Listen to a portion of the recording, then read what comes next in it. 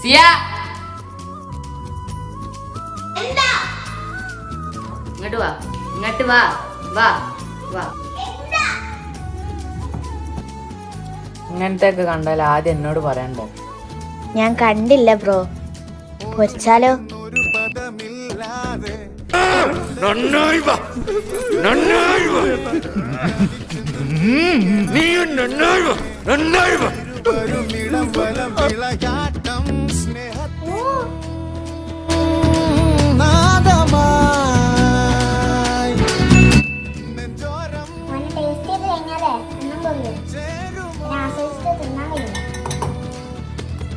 ഇതൊക്കെ ശ്രദ്ധിക്കണ്ടേ മോളെ?